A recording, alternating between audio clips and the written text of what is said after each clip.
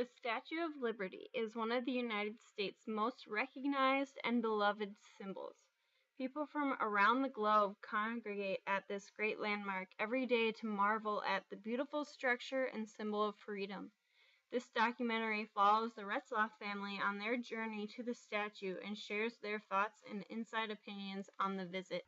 First off, we will find out why they chose to go to the statue out of all of the attractions in New York. Well, one of the main reasons why I wanted to go to the Statue of Liberty is my parents lived out here and my brother and sister were both born here. For their 50th wedding anniversary, the five of us made the trip back, and that was just 9 months after 9/11. At that time, we didn't know if we were going to even be able to get out on the island, and we knew there was no chance of being able to go up into the statue.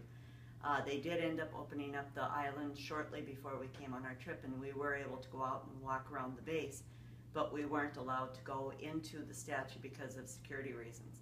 When this trip came up, I knew that was one of the main things that I wanted to do, was to be able to go up the statue, which is something my brother got to do when he was a toddler. We decided we wanted to go to the Statue of Liberty because, to me, that's one of the icons of New York City. You always saw pictures of it ever since you were a little kid. That was a place you were familiar with. So you just knew if you were going to make it out to New York City, you had to go to the Statue of Liberty. It's just one of those points that you have to see. It's one of those things that you always hear about it, so while you're in the city, you kind of have to go see it. How do you go about booking tickets to go up into the crown? Well, we knew that if you wanted to go up into the statue, you had to book well in advance. So it's April right now. We booked our tickets to go up into the crown on, I believe it was December 31st. We wanted to make sure that we got the opportunity to do it, and we wanted to be able to pick the time. It was a little scary to do it because you didn't know what the weather was going to be like. You just hoped for a decent day while you'd be out there. But we had to make a choice and do it well in advance. The Retzlaffs visited the statue on the coldest day of their visit to New York, but the gloomy skies and cold temperatures did not take away from the statue's overpowering presence. What is your impression of the statue now that you are here? It's really interesting. It's kind of very overpowering. It's kind of an inspiring place to be. We got to walk up inside the statue. I remember my wife's family had gone up there when my father-in-law was stationed here back in the 1950s, and they got to walk up inside the statue. So it was nice to be able to walk up inside to the same place and see how it was all constructed. Just inspiring to be at the site and to see the history here. Going up inside was probably the hugest thrill of being here, seeing the structure of it and all the work that went into making it, and that they were capable of doing that many years ago makes it even more interesting. I'm assuming my family's ancestors probably came through the port of New York City, and so they would have seen that when they came into this country too. So just an inspiring thing to see.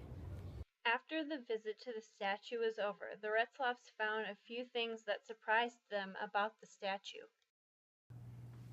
The thing that surprised me about the Statue of Liberty was that the star-shaped base that the statue was erected on had originally been a fort.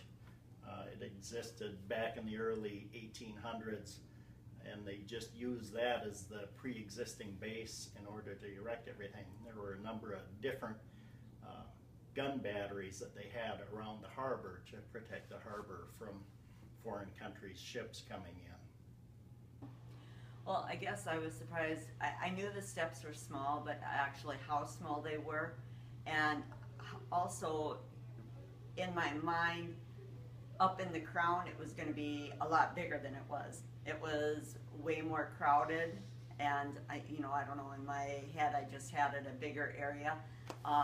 Those are a couple of the surprises that I found. I also didn't realize that there was an up and a down staircase until we actually went, but it makes sense because you'd have never been able to pass on that tiny little staircase. It surprised me that the monument was built on top of a old military base.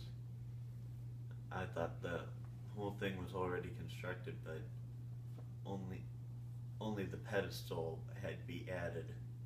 If you ever get the chance to visit the statue, I would suggest booking crown tickets months before your trip. It seemed to be very popular with the Retzloffs.